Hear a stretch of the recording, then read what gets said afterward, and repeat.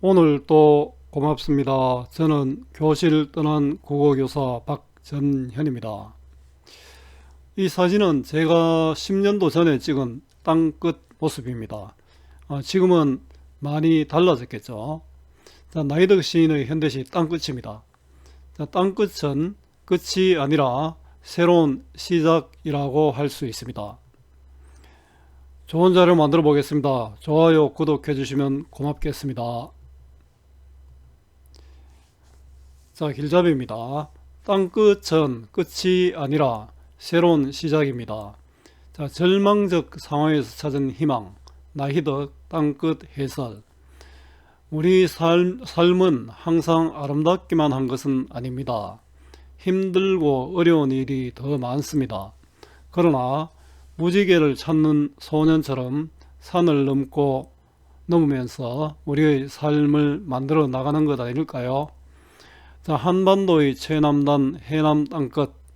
많은 사람은 땅끝에 직접 가보기보다는 전망대에서 사진 찍고 오는 경우가 많습니다. 여러분들은 꼭 땅끝을 밟아보면 좋겠습니다. 이의 배경입니다. 자, 이 시는 땅끝에 대한 역설적 인식을 통해 끝이 아니라 시작이라는 거죠. 절망적 상황에서 발견하는 삶의 희망을 이야기하고 있는 시입니다. 자, 땅끝은 화자인 나가 살아가는 현실적 공간이기도 하고, 나가 삶의 절망감을 맛보는 상징적 공간이기도 합니다. 자, 이러한 땅끝에 뒷걸음치며 도달한 화자는 위태로움 속에 스며있는 아름다움을 발견하게 됩니다. 자, 이 시는 절망적인 상황 속에 아름다움과 희망이 있다는 역설적 깨달음을 통해 인생을 살아가는 바람직한 삶의 자세를 드러내고 있습니다. 자, 한눈에 보기입니다. 시상 전개의 효과입니다. 자, 이 작품은 땅끝이라는 지명에 인생의 고난이라는 의미를 더해 시상을 전개하고 있습니다. 절망적인 상황 속에 인생의 아름다움과 희망이 있다는 화자의 역설적 깨달음을 통해 인생을 살아가는 바람직한 삶의 자세를 드러내고 있습니다. 땅끝의 의미입니다. 자, 이 시에서 땅끝은 다의적인 공간으로 그려집니다. 구체적인 지명으로서의 땅끝, 이건 마을이죠. 지리적 특성으로서의 땅의 끝, 삶의 끝자리로서의 땅끝 등이 그것입니다. 1년과 2년 전반부에 등장하는 유년의 화자에게 땅끝은 노을로 상징되는 아름다움의 공간, 그래서 동경의 대상이 되는 공간입니다. 하지만 2년 후반부와 3년에 이르러 땅끝은 살기 위해서는 뒷걸음쳐야 할 위태로운 공간으로 다가옵니다. 여기서 화자는 땅끝의 상상력을 삶에 대한 인식으로 확장합니다. 인생을 살아가다 보면 몇 번은 땅끝에 서게 된다는 것, 그럼에도 끝내 발 디디며 땅의 끝에 설 수밖에 없다는 생각처럼 말입니다. 마지막 연에서 제시된 위태로움 속에 아름다움이 스며 있다는 요 역설적 표현이죠. 역설적 표현은 화자가 세상을 살아가면서 부딪히는 한계 상황, 극한 상황입니다. 이육사 설정의 절정과 같은 그런 상황이죠. 자, 극한 상황 속에서 결코 절망하지 않고 그곳에서 삶의 의미를 발견하고 고통의 현실을 견뎌내려는 의지를 갖게 되었음을 암시합니다. 자, 작품 읽기는 생략하겠습니다. 여러분들이 좋은 목소리를 한번 읽어보길 빌고요. 자, 산 너머 고운 노을 보려고. 아마 옛날에 산을 넘으면 노을이 보였겠죠. 산은 장애물이죠. 고운 노을을 가리는 장애물이잖아요. 관동별곡의 산과 구름이 이런 역할을 합니다. 고운 노을, 이 어릴 때 산 너머서의 노을을 본다는 것은 꿈, 소망, 이상, 동경, 긍정적 가치를 의미합니다. 자, 보면 함부로 쏜 화살 찾으러 풀섬 이슬 훔추름 적시던 곳, 어떤 곳이 있습니까? 정지영의 향수에 나오는 그런 부분이죠. 그 정지영 향수에 나오는 이런 부분이 바로 이 고운 노을과 같은 의미라는 뜻입니다. 자, 이 부분은 어린 시절의 경험을 그네 타는 것으로 형상화했습니다. 뒤에 보겠습니다. 자, 그네를 힘차게 차고 올라 발을 굴렀지. 그네를 힘차게 차고 올라 발을 굴렀지. 꿈을 향한 몸부림. 어떤 서정주의 추천사의 춘향의 모습이 바로 이렇습니다. 노을은 끝내 어둠에게 잡아먹혔지. 자, 노을은 내 희망 꿈이잖아요. 그 이상이 어둠에게 잡아먹혔다. 그 이상이 좌절된 것을 노을에게 잡아먹히는 것으로 생동감 있게 표현하고 있습니다. 시각적 이미지로 표현하고 있죠. 노을이 어둠에게 잡아먹혔다. 이거는 화류법이라 할 수 있죠. 어둠은 바로 부정적 상황이고요. 잡아먹혔다는 것은 꿈의 좌절, 여기서 느끼는 어떤 것은 절망감, 허탈감이 되겠죠. 나를 태우고 날아가던 그네줄은 꿈을 이루는 수단이잖아요. 그 서정주의 추천사와 묘하게 대비가 됩니다. 감정이입의 대상입니다. 자, 감정이입의 대상은 객관적 상관물이 됩니다. 객관적 상관물은 감정을 고조시켜주는 배경, 감정이입법이 안 쓰여도 객관적 상관물이 되는 내용들이 많습니다. 오랫동안 삐걱삐걱 떨고 있었네. 삐걱삐걱 음성상징어가 쓰여 있었네요. 그네줄이 떨고 있다는 건 뭡니까? 감정이 이입되어 있죠. 내 감정이 이입되어 있잖아요. 노을이 사라진 후의 불안감, 현실에 대한 두려움이 여기 나타납니다. 어린 시절의 회상입니다. 이 시는 당연히 회상적이겠죠. 노을이 사라진 후의 불안감, 꿈을 잃어버리는 어떤 불안감이죠. 어린 시절도 이런 경험을 많이 하겠죠.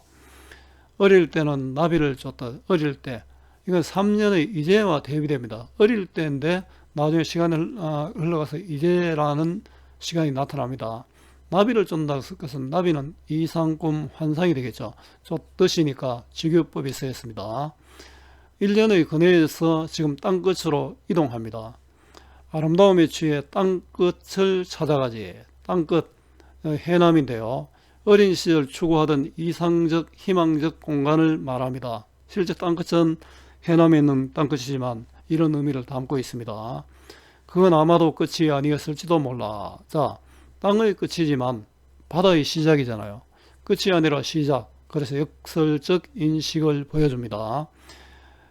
절망과 두려운 곳인데 이 땅끝은 절망과 두려운 곳일 수 있잖아요. 그러나 새로운 다짐을 하는 그런 공간일 수도 있습니다. 그러나 살면서 몇 번은 땅끝에 서게 되지. 땅끝, 삶의 위기, 절박한 삶의 공간으로 절망적 상황입니다. 자, 인생의 시련을 공간적으로 인식하고 있습니다. 파도가 끊임없이 땅을 먹어 들어오는 막바지에 파도, 삶의 시련과 고통이죠. 땅을 먹어 들어오는 이것도 화류법이네요. 위태롭고 절망적 상황을 이렇게 나타냈습니다. 요 어려운 한자성어 이런 거 있죠. 백척간두, 풍전등화, 일촉즉발. 이게 바로 위태롭고 절망적인 상황을 의미하는 한자성어입니다. 이렇게 뒷걸음질 치면서 말이야. 땅끝에 가면 떨어질까 봐 뒷걸음질 치겠죠. 힘든 삶에 쫓기는 모습. 이건 또 적극적으로 대항하지 못하는 소극적인 태도로 할 수 있습니다. 그러나 이런 절망적 삶이지만 쉽게 포기할 수 없겠지요. 자, 현실의 힘겨운 삶에서 느끼는 어떤 절망감입니다. 살기 위해서는 이제, 자, 어린 시절에서 이제로 넘어왔습니다. 어른이 된 때, 이연의 어릴 때와 대비되어 시간의 변화가 일어납니다. 시간의 흐름에 따른 시상전개다 이렇게 말해도 되겠죠. 뒷걸음질만이 허락된 것이라고. 뒷걸음질은 어려움에 소극적으로 대하는 자세입니다. 파도가 아가리를 쳐들고 달려드는 것, 땅끝이죠. 그 절망적 위기 상황을 감각적으로 표현했습니다. 화류법이 쓰였습니다. 시각적 이미지죠. 찾아 나선 것도 아니었지만 끝내 발 디디며 서 있는 땅의 끝, 무엇이 끌려온 것 같다, 그죠? 삶의 막다른 골목, 위태롭고 절망적 상황입니다. 이거는 내가 찾아 나선 것이 아니잖아요. 운명적으로 만났으니까 운명적이라고 할 수 있습니다. 그런데 이상하기도 하죠. 그런데 이거는 참 어려운 상황이잖아요. 그런데 시상의 전환이 일어나는 것입니다. 위태로움 속에 아름다움이 숨어 있다는 것. 역설이죠. 자, 절망과 두려움 속에서 깨닫게 되는 삶의 가치. 자, 역설적 인식입니다. 땅의 끝은 늘 젖어 있다는 것. 젖어 있다는 것은 이건 축축하다, 찝찝하다가 아니고 어렵지만 희망을 품고 있다. 이건 젖어 있기 때문에 뭔가 자랄 수 있잖아요. 사막과 대비해 보면 되겠죠. 어렵지만 희망을 품고 있는 공간이 됩니다. 땅 끝에서의 깨달음입니다. 삶에 대한 긍정적 인식을 했습니다. 그걸 보려고, 그거 젖어 있는 것, 위태로움 속의 희망을 보려고 또 몇 번은 여기에 이르러라는 것이, 여기는 땅끝이죠. 희망을 보기 위해서 이것이 다시 올 거다, 이런 뜻이죠. 앞으로도 어려운 일이 있어도 희망을 잃지 않을 것입니다. 절망 끝에서 깨달은 삶의 희망입니다. 상당히 나이덕 시인 좋은 시도 쓰고 수필도 쓰지만 좋은 시입니다. 정리해 보겠습니다. 자유로운 형식의 자유시, 개인의 마음을 담은 서정시, 운문 형식의 운문시입니다. 회상적이고 사색적이고 역설적이고 또 감각적이라도 할 수 있죠. 주제는 땅끝에서 깨달은 삶의 아름다움과 희망입니다. 또 절망의 순간에 발견한 삶의 희망, 자, 삶의 절망감 극복이 되겠죠. 절망 속에 희망이 있다는 역설적 깨달음입니다. 힘들 때 이런 생각을 하면 좋겠죠. 힘들 때 안 돼, 이러면 힘들잖아요. 선생님도 힘든 것이 많습니다. 자, 시간의 흐름에 따른 시상전개, 어린 시절에서 지금으로 넘어왔죠. 과거 현재를 교차해서 심리를 드러냅니다. 옛날의 땅끝, 지금의 땅끝, 이런 게 나타나죠.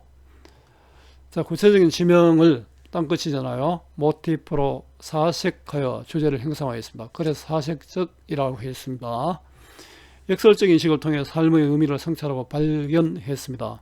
감각적 이미지, 주로 시각적 이미지가 많이 쓰였죠. 활용하여 생동감 있게 형상화했습니다. 화류법도 쓰였습니다. 자, 활동하기는 문제은행 활용하시면 됩니다. 수고 많았습니다. 제가 살아있는 한 좋은 자료로 보답하겠습니다. 자, 다음 걸 또 한번 읽어보면 좋은데요.